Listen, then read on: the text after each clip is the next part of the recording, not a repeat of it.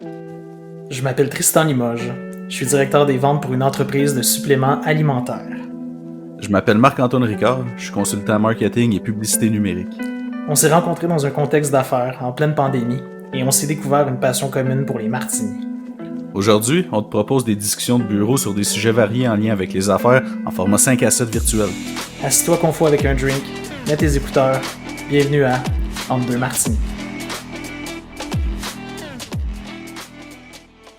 Salut tout le monde, bienvenue au 78e épisode de Entre deux martinis avec Marc-Antoine et Tristan. Aujourd'hui, le 4 juillet 2022, l'enregistrement, le jour de le 4th of July. Wow! Hey, c'est Tristan, vrai! C'est ça, hein? Ouais! Et puis Tristan est aux îles de la Madeleine, par exemple, fait que toi, ça t'affecte pas vraiment. Il doit pas avoir beaucoup d'Américains là-bas. Non, ça fête pas le 4th of July ici, mais c'est vrai, c'est le jour de l'indépendance aujourd'hui des Américains. Ils ont parti ça fort, il y a déjà eu une fusillade en Ohio. Pourquoi changer des habitudes? C'est ça. Pourquoi changer des bonnes habitudes? Exactement. Mais non, écoute, c'est pas bien américain. Non, c'est vrai, écoute, tu me fais remarquer, il y a pas bien américain ici. Puis pas bien c'est très québécois, pas beaucoup de plaques qui viennent d'ailleurs. C'est vraiment, c'est québécois à 100%. Fait que c'est, ouais, voilà. That's it. Fait que ça se passe toujours bien, sinon, oui. Ça se passe toujours bien, il fait toujours aussi beau, il fait surprenamment beau. Écoute, on est tôt dans la saison, puis il fait soleil, c'est chaud. L'eau est pas encore très chaude, par exemple, là, mais je me fais un devoir d'aller dans la mer à toutes les fois que je vais à la plage. Fait que ça saisit, mais écoute, c'est correct. C'est bon pour la peau. Ouais, c'est bon pour la peau, mais écoute, là, ce qui est bien, c'est que le homard est pas cher, c'est le fun, ça va à peine, l'inflation sur le homard ici, on la sent pratiquement pas, là, fait que ça, c'est bien. Il y a la pêche au bout de l'île. Oui, ben écoute, partout en plus, là, tu sais, à plusieurs endroits autour, il y en a, fait que c'est ça, c'est vraiment le fun. Les crevettes nordiques, le homard, tout est bon, c'est cool. That's it. Sinon, as-tu un quelque chose? Hey, non, mais c'est ça l'affaire, c'est que j'ai rien, puis je vais faire une petite montée de lait d'ailleurs. Il y a aux îles de la Madeleine, il y a une SAQ, tu t'en doutes, parce que de toute façon, t'es au Québec, puis ils pourraient pas se priver d'avoir une SAQ ici, si on s'entend là-dessus. Oui. Il y a des agences SAQ aussi dans des petits marchés qui sont éloignés du centre qui est Cap-aux-Meules.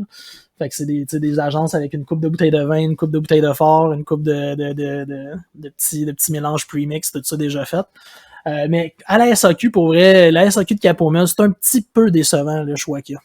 Ça sera ma montée de lait du jour. Là. Il y a du vin, il y a des gins, tout ça, mais c'est une SAQ dans un dépanneur ou Non, c'est ça. C'est pas une agence SAQ. Il y en a certaines dans des dépanneurs aux îles de la Madeleine, là, quand t'es plus éloigné de Cap-aux-Meules, parce que c'est quand même très gros, les îles de la Madeleine.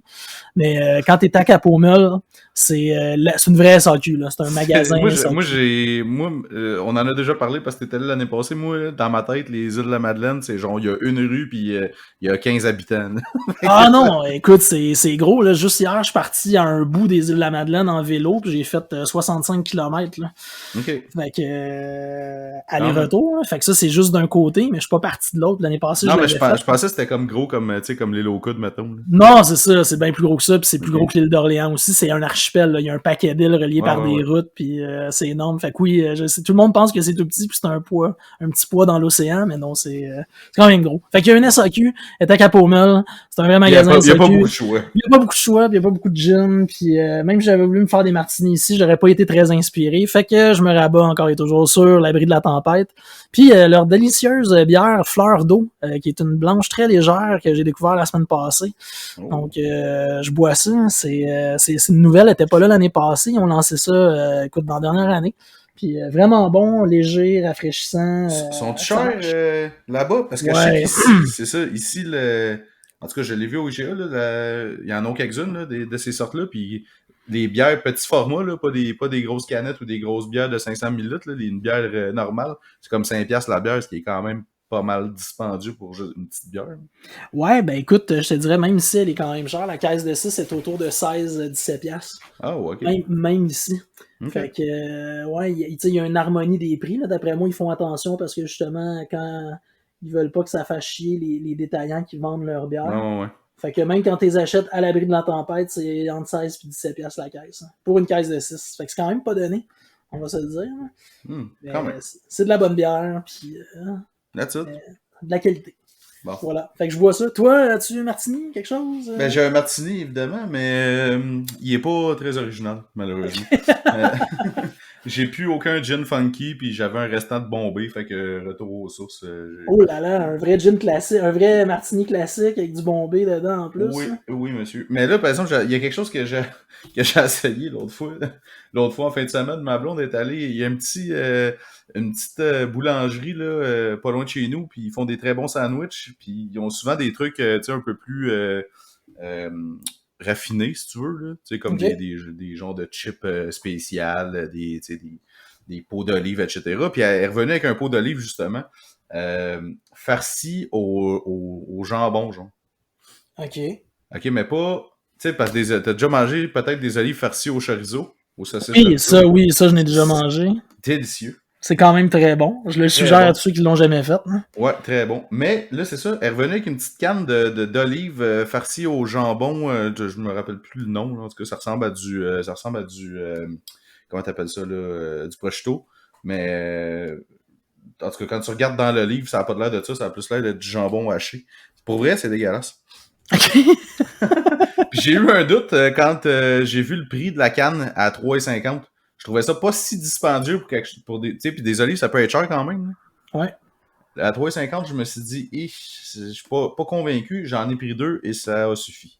Ça a été assez pour te dire que c'était terminé. Ouais, tout est pas bon dans ça. La saumure, l'olive, tout. Non. Fait que si vous voulez des olives au jambon, passez votre tour. OK. Ouais, c'est ça. Fait que non, sinon c'est ça. J'ai pas mis ça dans mon martini. Là. J'étais pas prêt pour prendre ce risque-là. Non, puis là, il y a des motons de jambon haché qui se promènent dans ton verre. Fait que c'est pas. Yark! Non, ça doit pas. Fait que j'étais allé pas risquer, puis j'ai pris un petit martini bien basique. Excellent. C'est tout le temps. Les classiques, c'est tout le temps les meilleurs, de toute façon. Ouais, fait que c'est ça. Pas de risque aujourd'hui. Eh là là! Quelle belle. Je vais je le dis combien de fois. Non, mais là, je venais d'allumer sur quelle belle transition. Je m'en dis quelle belle transition encore de. Hein? Je l'ai dit 3 fois. Alors je le sais, je l'ai manqué la première fois. J'étais pas. Je suis sur le beat des îles. Faut m'excuser. 1 heure plus tard des Maritimes. 1 heure plus tard des Maritimes, exactement. Hey, mais tu sais, je vais te parler de quoi par exemple, vite, je vais faire un aparté là-dessus. Il y a quelque chose de sharp, pas à peu près à être ici, que j'ai découvert que j'avais comme pas. Sur lequel j'avais pas mesuré l'ampleur l'année passée, mais je suis 1 heure en retard dans les Maritimes, mais en même temps, j'ai tout le temps 1 heure d'avance. Puis ça, c'est quand même cool quand tu travailles. Parce que je travaille avec tout le monde qui est au Québec, là, dans le fond, dans le fuseau horaire de l'heure de l'Est. Puis c'est quand même assez cool parce que, mettons, moi, le matin, quand je commence à travailler, mais le monde dort encore pas mal. Fait que, tu sais, je prends de l'avance sur tout, puis c'est quand même cool. J'ai comme 1 heure d'avance sur tout le monde pendant que je travaille. Plus, ouais, c'est vrai. J'ai de la misère à l'expliquer, là, mais je pense que tu comprends ce que je veux dire. Mais ouais, je m'en étais comme pas rendu compte l'année passée, mais là, cette année, je m'en rends vraiment compte, puis je trouve ça bien fun. Là. C'est ça, c'est pour ça que je trouve ça tôt aussi. Des fois, je le crème, il y a de bonheur sur le piton, j'ai des emails déjà quand je me lève. Exact, mais il est pas si tôt pour moi, c'est juste que je me suis. Tu sais, c'est ça. C'est que je suis déjà sur mon ordinateur, mais à l'heure d'ici. That's it. Ça fait la différence. Mais oui, alors. Fait que là, pour revenir, que t'as manqué toutes mes belles transitions sur lesquelles je me suis forcé, j'ai nommé le mot risque, je sais pas combien de fois. Fait qu'aujourd'hui, on va parler de la gestion du risque en affaires. Parce que c'est un sujet, je pense, qui me parle en ce moment. Puis je pense que tous les gens qui ont des entreprises ou qui, peu importe que tu aies une entreprise ou pas, employé, etc., on a tous des choix à faire, des fois, certains plus risqués que d'autres. Donc, c'est ça. On parle de ça aujourd'hui. Tu parles-tu, je suis juste curieux, la prise de risque, la tolérance au risque, ou c'est quoi exactement? La prise de risque, genre, tu sais, mettons, prendre des décisions, risqué, mettons. Je donne un exemple. En tant qu'entrepreneur, engager un employé ou pas. Faire une acquisition d'une autre compagnie, offrir un nouveau service. En tant qu'employé, changer de job, c'est un risque. Est-ce qu'aller voir ton boss demander une promotion, etc. Fait que la gestion du risque. OK. Ouais. Intéressant. Ouais. Parce que ça aurait pu être la tolérance au risque aussi, parce que ça... Ben, ça rejoint aussi. Ça rejoint aussi quand même, parce que je veux dire, si veux pas, si t'as une grosse tolérance au risque, tu vas être plus porté à prendre des risques. Ouais. Ben Mais, oui. En tout cas, ouais, je continue dans ce que tu allais dire. non, mais en fait, j'avais le goût de parler de ça parce que, tu sais, ça fait une couple de semaines que je parle que je suis un coaching thérapeutique pour ressources humaines, là, tu sais, comme gestion de croissance, etc. OK. Que j'ai comme formation, là, parce que c'est ça, j'en ai parlé, on en a parlé souvent dans le podcast, j'arrive tout le temps dans le sempiternel dilemme de savoir, tu sais, ma croissance va passer par quoi de la prochaine étape? Est-ce que c'est d'engager des employés? Est-ce que c'est d'engager de sous-traiter des pigistes, etc. Comment je fais pour grossir et tout? Fait que j'ai engagé une firme pour, puis j'ai une subvention, en fait, c'est cool, ça qui est cool, pour avoir un peu ce genre d'aiguillage-là, puis m'aider à établir plus la vision, puis la mission de l'entreprise, etc. OK. Puis là, j'avais une conversation avec elle la dernière fois qu'on s'est parlé la semaine passée ou l'autre d'avant. Puis on parlait justement de ça, en fait, le risque et tout. Puis j'étais comme, mais je comprends pas, tu sais, pourquoi que en ce moment, j'ai comme peur de faire des moves, puis tu sais, de dire, j'engage, tu sais, dans le fond, puis je me pose pas de questions, tu sais. Puis ce que je disais, c'est que quand j'ai commencé ma compagnie, je me posais pas ces questions-là. Il fallait que ça marche à tout prix. Fait que je faisais tout ce qu'il fallait pour que ça grossisse, mettons, puis essayer d'aller chercher, puis réussir à bâtir de quoi. Mais là, c'est parce que ma tolérance au risque était plus élevée à ce moment-là. Puis elle m'a dit quelque chose qui est vraiment... est-ce que tu es un joueur de poker? Moi, ça? Ouais. Occasionnel. Pas à toutes les semaines, mais je vais jouer de temps en temps. J'aime ça jouer au poker, T'aimes ça? mais je suis pas. Tu sais, je vais pas sur des applications, je joue pas à ça toutes les semaines, mais j'aime ça jouer de Puis temps ton en temps. style de jeu, mettons, est-ce que t'es plus conservateur ou t'es plus agressif? Boy, c'est une bonne question. T'attends-tu d'avoir les bonnes cartes, mettons, pour jouer ou tu bluffes puis Je te tu dirais que raises? Puis... j'ai une stratégie mixte, pour vrai. OK. J'ai déjà réfléchi à ça, c'est drôle que tu dises ça, là, mais genre, des fois je vais bluffer, des fois je vais me retenir, parce que je veux pas être trop prévisible non plus. OK. Ben c'est ça. Fait que, en fait, elle m'a fait cette analogie-là. On parlait de poker parce que moi aussi, j'adore le poker.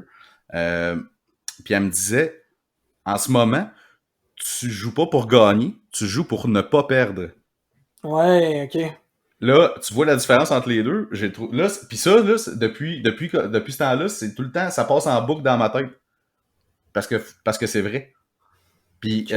quand j'ai demandé pourquoi, tu sais, puis c'est comme ça quand tu joues au poker, tu sais, si mettons, exemple, tu commences puis tout le monde est au même pied d'égalité avec le même nombre de jetons et tout, tu vas peut-être prendre plus de risques, mettons, de miser plus haut, bluffer, quelqu'un relance, tu le relances ou tu sais, tu vas peut-être jouer plus risqué, puis plus tu vas avoir un gros tas de jetons, ben là, ça dépend des gens. Mais moi, personnellement, plus mon tas de jetons va être plus gros, ben je vais peut-être être plus conservateur pour essayer de ne pas perdre justement ce que j'ai déjà. Fait qu'elle m'a dit, c'est exactement ça. Quand t'as commencé, t'avais rien à perdre. Fait que tu Ouais. faisais tout pour grossir. Et là, à ce moment, t'as quelque chose à perdre. Parce que t'as bâti quelque chose, puis là, ben, tu stabilises comme. Ouais, tu Fait que consolides en fait. Là. c'est ça. Fait que là, c'est là que la prise de risque, dans le fond, j'ai une réflexion à faire à changer ma stratégie ou ces choses-là. Fait que c'est pour ça que je trouvais ça intéressant de parler de ça. Parce que, effectivement, ma prochaine étape, j'aurais pas le choix de prendre un certain risque pour l'atteindre. C'est ça. Je sais pas si toi, qu'est-ce que t'en penses? Es-tu quelqu'un qui, tu sais, mettons en affaires, t'as-tu déjà eu à avoir des risques à prendre, des changements tu sais, des 180 degrés dans un domaine ou peu importe? Mais tu sais, moi, prendre un risque en affaires, je l'ai fait plus jeune, ou je veux dire, ça me dérange pas d'en parler aujourd'hui, mais tu sais, ça avait pas été facile dans le temps, mais tu sais, lancer en affaires, avoir un commerce, prendre un prêt aux petites entreprises, mettre mes gosses à la table, tout en garantie. Puis au moins, ce qu'il y avait d'intéressant dans ce temps-là, c'est que les prêts aux petites entreprises c'était un programme gouvernemental aussi, donc 70% du prêt était garanti par le gouvernement si jamais ça allait pas bien. OK. Fait que ça, c'était bien. Mais tu sais, je veux dire, on s'est quand même retrouvé ça n'a pas fonctionné, l'entreprise a fermé, le magasin a fermé, on n'a pas voulu déclarer faillite par excès d'orgueil, par excès de je sais pas trop quoi. Mais on a tout remboursé nos dettes, tout ça. Fait que tu sais, ça a fait mal. Fait qu'on avait pris un gros risque dans ce temps-là, puis ça, tu sais, on s'est planté. J'ai pris des risques après ça. Ouais, tu sais, des risques, t'en prends tout le temps. Hein. Je veux dire, des fois, tu calls des shots, tu c'est un coup de dé, là. Je veux dire, en affaires, là, tu vas lancer des choses avec certains clients. Tu sais, j'ai été après ça dans le travail que j'ai fait pendant 10 ans de directeur de compte clé, après ça directeur des ventes. Tu sais, j'ai fait des calls qui auraient pu aller d'un bord comme de l'autre. Des fois, je me suis planté, des fois, j'ai réussi. Mais la tolérance je pense que j'ai une bonne tolérance au risque quand même. Okay. Je pense que c'est ça la différence. Là, quand je m'évalue et quand je me regarde aller, je pense que j'ai une bonne tolérance au risque. Je pense que je suis capable de dealer avec le fait du risque dans la vie. Seule chose, c'est, je pense aussi que j'ai quand même un peu comme tu l'as dit, là, en vieillissant, ou je sais pas, ou quand tu prends de la maturité, à un moment donné, tu deviens peut-être plus défensif. Ben, Tu joues plus justement pour pas perdre, tandis que une des choses que mettons, un jeu comme les échecs va t'enseigner dès que t'es jeune, c'est que la meilleure défense, c'est l'attaque. Puis ça, je pense qu'il faut que ça reste, là. C'est quelque chose que j'essaie de jamais perdre, mais je pense que je m'adoucis quand même avec l'âge et avec le temps pour pas perdre d'acquis. Mais ce que tu as eu comme conseil, ou en tout cas comme son de cloche avec ce coach-là, je pense que c'est quand même intéressant. C'est de se je dire, pense que faut c'est que tu quand même continues de accurate. jouer pour gagner. Ouais, exact.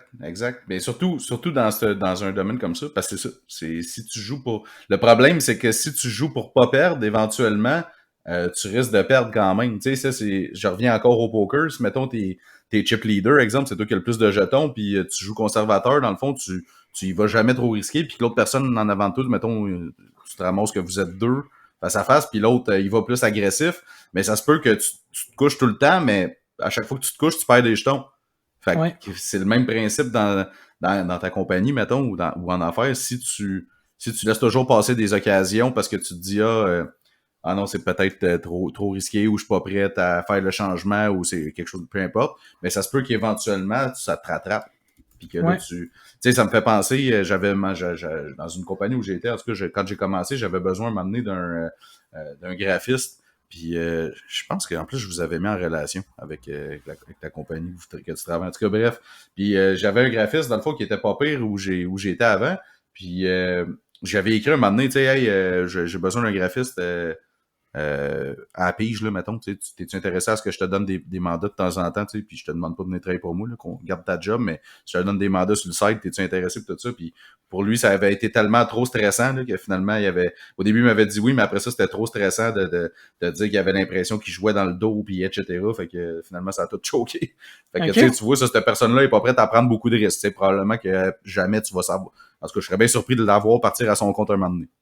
Ouais, non, Mais, c'est clair. c'est correct aussi parce que pour des, mettons, en fait, puis là, ça dévie un peu, mais pour des entreprises, mettons, c'est parfait d'avoir des employés comme ça. Tu le sais qu'ils vont être fidèles, tu sais, ils ont peur de changer de job parce que soit qu'ils ont des obligations monétaires en ce moment, des paiements de char ou peu importe. Puis tu sais, même affaire, un autre de mes collègues, il avait offert une job dans une autre compagnie vraiment plus payante, puis etc. Puis il avait dit non parce que sa raison c'était qu'il y avait encore des paiements sur son auto. OK. Fait que ça avec que c'est spécial.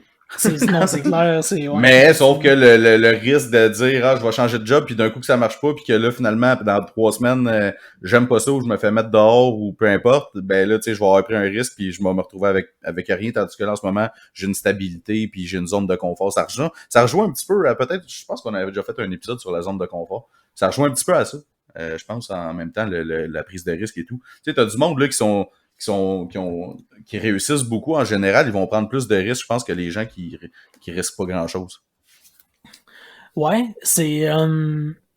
mais c'est vraiment des traits de caractère. C'est vraiment des traits de caractère. Ça se travaille? C'est exactement la question que je m'en allais poser. Pour vrai, je m'en allais demander si c'est quelque chose qu'on peut améliorer avec le temps, si c'est quelque chose qu'on peut. Je pense que c'est quelque chose, c'est un trait de caractère first. Je pense que deuxièmement, c'est très psychologique. Puis il y a un paquet de facteurs qui expliquent ta tolérance au risque. C'est familial. Si tes parents, c'est des gens qui prenaient pas de risques ou qui ont eu des échecs ou des revers au niveau entrepreneurial, financier dans la vie, ça se peut que ça ait un impact sur toi. Toi, personnellement, tu as peut-être vécu des échecs, des choses dans ta vie, puis ça fait que t'es plus frileux, moins tolérant au risque. C'est tellement multifactoriel que si tu prends une personne définie pendant un temps puis tu me demandes est-ce qu'on peut améliorer ou l'aider à prendre des risques ou à améliorer sa tolérance au risque, je le sais pas. Je sais pas parce que ça me ramène à, tu l'as probablement déjà fait toi avec, mais tu sais, mettons que tu t'investis dans des placements, des choses comme ça. Un bon conseiller financier va t'envoyer un questionnaire pour tolérer ton espèce de capacité et de tolérance au risque. Ouais. Je pense que ce questionnaire-là est générique, mais il est bâti de façon intelligente, puis que c'est vraiment pour aller cerner, puis voir des traits de caractère qui vont te caractériser, puis te segmenter, en fait, là, dans quel genre de personne tu es. Fait que je pense que c'est comme n'importe quoi en envie à un moment donné, puis surtout, plus tu vieillis, moins c'est facile moins de changer. c'est facile de prendre des risques. Ben, plus tu vieillis, moins c'est facile de changer des habitudes ou des façons de faire ou comment que t'es. Plus tu vieillis, plus c'est risqué de prendre un risque. Oui, mettons, exemple, t'as donné l'exemple des placements. N'importe quel gestionnaire de portefeuille va te dire, plus tu vieillis, moins il faut te risquer parce que si tu perds, c'est plus dur de se refaire. Oui. Mais même, je pense que ça s'applique aussi. Mais en même temps, ça s'applique oui puis non, parce qu'il n'y a pas d'âge. Ça dépend vraiment c'est quoi le type de business que tu veux partir. C'est sûr que si c'est une business où est-ce que c'est des produits, puis il faut que tu aies une logistique, puis une chaîne de distribution, puis etc., c'est plus risqué que si tu pars une entreprise de service, mettons, où est-ce que tu n'as pas vraiment de frais de démarrage, autre qu'un site web, une coupe de plateforme, puis ces choses-là. Mais tu sais, c'est ça, c'est comme tu as dit, je pense que ça peut changer, par exemple. Puis c'est ça que je travaille aussi dans cette histoire-là. Là. Crois-tu à ça, la PNL? La programmation neurolinguistique? Hein? Ouais. Ouais, je crois à ça parce que j'ai déjà vu du monde qui ont expérimenté ça, puis qui ont travaillé avec ça, puis ça l'a fait, ça l'a amené des résultats. Puis ouais. C'est ça. Il y a un gros volet de ça aussi dans le fait que j'ai pris cette personne-là pour faire ma formation, là, mon coaching. Elle est coach PNL. Ben, c'est pas une coach PNL, en fait, elle a un gros volet PNL qu'elle mixe avec son volet RH, structuration d'entreprise. Fait que elle me challenge vraiment beaucoup au niveau de décision, tu sais, comme je disais tantôt, là, soit engagé ou ces choses-là. Puis, tu sais, juste l'exemple de me donner, tu sais, juste l'exemple de me parler d'une partie de poker, mettons, en me disant que je joue pour pas perdre et non pour gagner. Ben ça résonne extrêmement avec, tu sais, puis le fait de me répéter ça, avoue que ça sonne négatif de jouer pour pas perdre versus, tu sais, tu joues pas pour gagner, c'est comme péjoratif se faire dire ça, tu sais. Ouais. Fait que là, ça résonne dans ma tête, puis je me dis, hey, il faut que je joue pour gagner. Je suis là pour gagner, je suis pas là pour... Puis gagner veut pas dire gagner dans une semaine, gagner au final. Ouais, c'est ça, mais je pense qu'il y a ça aussi, tu sais, c'est de voir... souvent, c'est de faire un peu l'espèce d'analogie entre une course et un marathon aussi. Là. Ouais, ça. C'est d'accepter que c'est pas, tu sais, ça va pas être demain matin ou tu sais, que tout va se passer. Là, ça peut prendre un peu plus de temps des fois. Là. Ouais, puis c'est au même titre de changer d'entreprise, tu sais. Tu peux avoir une offre ailleurs, puis je peux comprendre l'autre que je te parlais tantôt de dire ah ouais, c'est peut-être alléchant d'aller travailler ailleurs, mais en ce moment j'ai une sécurité. Tu sais, j'ai ma job qui est pas mal garantie, c'est pépère, je connais mon horaire, c'est ma routine, tu sais, puis ma routine, elle peut pas être plus routinière. Là. Je rentre à 9h, je pars à 5h, je fais mes petites affaires, les projets se ressemblent tout le temps, c'est tout le temps pareil, c'est pas risqué. Ouais. C'est un long fleuve tranquille, il se passe pas grand-chose. C'est ça. Mais à un moment donné, ça devient plate, me semble, non? Ben ouais, mais c'est là où justement, tu sais, de prendre des risques, à un moment donné, ça va amener une certaine dimension j'allais vous dire, d'excitation ou d'amener du challenge ou. Ouais. Parce qu'avoue, rappelle-toi, à chaque fois que t'as pris un risque, mettons, puis que t'as foncé, puis que t'as fait de quoi, puis que en bout de ligne, ça a fonctionné, avoue la fierté que t'avais d'avoir réussi à faire de quoi. Ouais, c'est clair, d'avoir surmonté quelque chose, d'avoir... Mais ça t'est-tu déjà arrivé de te dire « Ah, je suis tellement malheureux dans ce que je fais là, mais tu sais, qu'est-ce que je vais faire d'autre? » Ouais. Tu sais? Qu'est-ce que je pourrais faire d'autre? Ou repense à ce moment-là, comment que t'étais genre misérable. Ouais. C'est drôle, c'est pas un podcast de PNL ici, ceux qui écoutent pour la première fois. Non, mais on parle de ça, mais moi je me rappelle d'avoir été dans les deux situations. Je me rappelle d'avoir été déjà dans une entreprise, genre vraiment malheureux, je faisais des crises de panique. Là. Comme puis je me disais qu'est-ce que je vais faire, je sais pas en quel autre job je vais aller, je sais pas qu'est-ce que je vais faire, partir à mon compte, je suis prêt, je suis pas capté, etc. Il y a eu plein de questionnements et tout. Puis à un moment donné, quand c'est arrivé, puis que là, je me suis retrouvé devant le fait que j'ai le choix d'aller me chercher une job ou ben de partir à mon compte.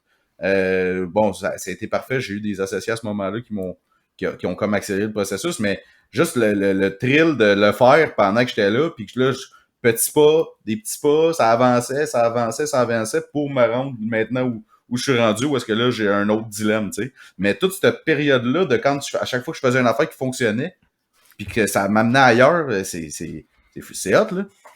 Ouais. Non, c'est clair. Je pense que c'est ça. Il y a une espèce de... En anglais, ils disent... J'ai de la misère à le traduire en français, là, mais en anglais, ils disent risk-reward, là, dans le Ouais. fond. Là. Fait que c'est le risque versus ce que tu gagnes en retour. Puis je pense moi aussi que clairement, là, là, quand tu prends des risques, ben la récompense, ou en tout cas la satisfaction au bout du compte est d'autant plus importante et d'autant plus le fun. Là. Mais c'est C'est ça, puis clair. tu sais, ça veut pas dire de prendre des risques, tu sais, non, tu sais, il y a quand même un certain niveau de calcul qu'il faut faire un peu quand tu prends un risque, là. Ouais. Tu sais, dans le sens, moi, à la limite, j'ai pas hypothéqué ma maison, puis j'ai pas, tu sais, pour... Il y en a qui le font, là, puis eux sont... Je lève mon chapeau, moi, ça je pense pas que je serais capable de faire quelque chose comme ça. Mais moi, mon risque était, au pire, ça marche pas, ben regarde, j'aurais essayé, puis je me trouverais une job, mettons. Mais tu sais, c'est tout le temps la même chose, puis ça me ramène souvent aux histoires qu'on entend, là, tu sais, mettons les dragons, puis les sharks, tout ça, tu sais, à quel Ouais, point ils ont pris des risques, puis ils ont tout mis, tu sais, ouais. ils ont tout hypothéqué, ils sont partis avec rien, tout ça. Je pense que t'es pas obligé d'aller tout le temps jusque-là, Non. tu sais, pour que justement ton histoire soit intéressante, que t'aies du succès. Il y en a qui vont jusque-là, puis il y en a peut-être que justement ils ont besoin de cette dose d'adrénaline-là, de risque pour se sentir vivant, là, de sentir qu'ils ont vraiment été au bout de l'expérience pour se partir en affaires, puis ils ont tout donné, là, littéralement. Là. Réhypothéqué, refinancé, tout mis sur la table, là, ils ont rien laissé au hasard. Mais t'es pas obligé d'y aller à fond comme ça. Tu peux avoir aussi, tu peux avoir risqué un peu sans avoir tout risqué, puis réussir autant, puis c'est aussi gratifiant. C'est ça, c'est le risque puis le facteur gratifiant après ça. Le risk-reward, là, c'est le Ouais. risque puis ce qui est de gratifiant après. Mais ce que je trouve fou, c'est qu'il y en a qui sont capables d'avoir eu plein d'échecs, mettons, puis quand même se relever tout le temps, tu sais. Ouais. Ben ça, Mais c'est ça, c'est une volonté, puis tu sais, dans le fond... c'est de la dureté du mental. Là. Moi, Ouais, je vais un grand sage paraphraser. Ouais. disait, l'important, c'est pas comment tu tombes, c'est comment tu te relèves. Comment tu te relèves, exact. Vraiment. Puis tu sais, Mais, tu vas tomber peut-être 10 fois, mais l'important c'est que tu te sois relevé 11 fois. Là. ouais, c'est ça. Mais ça, c'est quand même tough. Mais ça avec, c'est un autre risque, mais sauf que, en tout cas, tu peux décider après ça c'est quand que t'abandonnes. Mais c'est encore une fois, c'est la tolérance à tout, à chaque personne individuellement, à chaque Hmm. individu. C'est pas, c'est la même chose, là, c'est plus rendu la tolérance au risque, c'est la tolérance à l'échec, c'est la tolérance à, tu sais, combien de claques à la gueule tu peux manger avant de dire, bon, ben, c'est fini, je passe à autre chose. Ouais, non, c'est ça. Tu sais, Hey, je fais d'autres choses. c'est sûr, mettons, partir une entreprise, c'est différent d'aller toute miser au casino, puis te dire, je réemprunte parce que j'ai une grosse tolérance au risque, puis je veux me refaire, là. On parle de deux choses. Non, ça, c'est Mais, deux jeux. À un moment donné, ça frôle la folie aussi, là. Il y a ouais, ça, non, là. c'est ça, exact. Mais, tu sais, au même titre, il y en a qui ont tout perdu aussi avec des entreprises. Ouais, puis qui se relance après ça quand même. Puis, Ouais. tu sais, il y a une espèce je sais pas, une conviction profonde de ces gens-là que, tu sais, leur place, c'est d'être un entrepreneur, d'être en affaires, puis qu'ils vont tout le temps jouer le tout pour le tout, là. Parce C'est, qu'eux, ils ont une vision claire de où est-ce qu'ils veulent être, peut-être. Ça, ouais, c'est tough. Ça, c'est tough, avoir une vision. Ça doit mais être c'est, bien simple à dire, là. C'est quoi la mission, c'est quoi la vision où tu te vois dans tel temps de temps.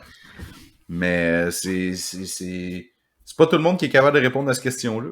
mais c'est là où ça devient intéressant de savoir ou de comprendre ou tu sais, justement, tu sais, ces personnes-là, à un moment donné, elles veulent juste vouloir être en entreprise pour être en entreprise. Est-ce qu'il y a vraiment tu sais, une vocation, quelque chose à ce qu'ils font, tu sais, je veux dire, y a-tu une passion, y a-tu quelque chose où ils veulent juste être entrepreneurs pour être entrepreneurs? Tu sais, il y a des gens que j'ai vus tu sais, dans le fond, ils voulaient juste être entrepreneurs pour être entrepreneurs, pour se dire, moi, tu sais, j'étais à mon compte, je suis entrepreneur, je me suis parti d'une entreprise, même si ça marchait pas, puis ils réessayent plein de fois, puis ça marche pas, mais juste pour dire, je suis entrepreneur, comme si ça leur apportait une espèce de statut. Au même Tellement titre, pas. Ouais, je comprends ce que tu veux dire. pas Mais pour les bonnes ouais. raisons. Ah, non, c'est ça. Moi, non. Je me sens pas Tu de sais, même. je ferais pas ça, mais il y a du monde qui sont comme ça. Comme il y a du monde qui ont des postes dans des entreprises, ils travaillent dans les ventes, ou ils travaillent dans le marketing, ou ils travaillent les ressources humaines, dans le droit, ou dans peu importe, en se disant, c'est un standing. Ben, tu sais, je fais du droit, j'aime peut-être vraiment pas ça, j'aime peut-être pas en tout ce que je fais, mais au moins je suis là, puis je fais quelque chose, puis j'ai un standing qui vient avec ça. Fait Mais que, tu ça, j'ai de la sais, misère avec ça. mais si tu Tu sais, de savais se dire, comment qu'il y a du monde je qui sont sais comme combien de ça. monde qui sont malheureux dans leur job, ben, je veux dire, j'aimerais ça avoir une stats là-dessus, j'aurais dû te le demander avant, mais une stats de monde qui sont pas heureux au travail, puis sûr que, par exemple, même si tu aurais trouvé des stats, si tu avais trouvé des stats, ça mentirait, parce que je suis sûr qu'il y en a Qui disent pas la qui disent qu'ils vérité. sont heureux, mais dans le fond, Ils se ils mentent le à sont pas, eux-mêmes, là. là. Tu sais, je trouve ça quand même, en tout cas, je pense qu'à un moment donné, quand ça devient trop répétitif tout le temps, c'est comme abrutissant un peu, dépendamment. Tu sais, puis que t'es comme...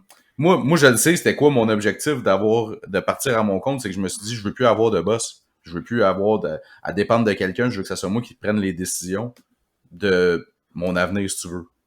Mais c'est sûr que c'était pas l'idée de plus avoir de boss, je l'ai déjà dit, ça c'était pas vraiment réalisable parce que là, je me retrouve avec plus un seul boss, je me retrouve avec autant de boss que j'ai de clients, tu sais.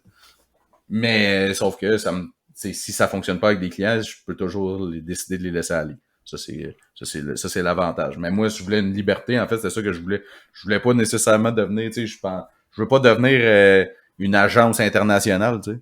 Mais je veux pouvoir être capable de contrôler mon horaire puis ces choses-là. C'était ça, moi, ma motivation. Mais c'était OK. pas de dire je veux être entrepreneur à tout prix. En fait, je me suis jamais vraiment considéré entrepreneur pour être bien franc avec toi. Ah non, ok, jamais. Bah, pas vraiment. Ah, Ok. même là, aujourd'hui, je suis comme, tu sais, je suis un entrepreneur. Dans le fond, je me suis comme acheté une job.